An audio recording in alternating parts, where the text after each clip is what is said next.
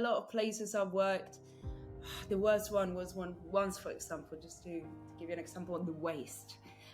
It's a Michelin star as well. I went to the food waste to throw something, and I saw, I can't remember how many kilos of lobster claws unopened just there, because a lazy chef just needed the middle bit, the tail bit, and they just threw.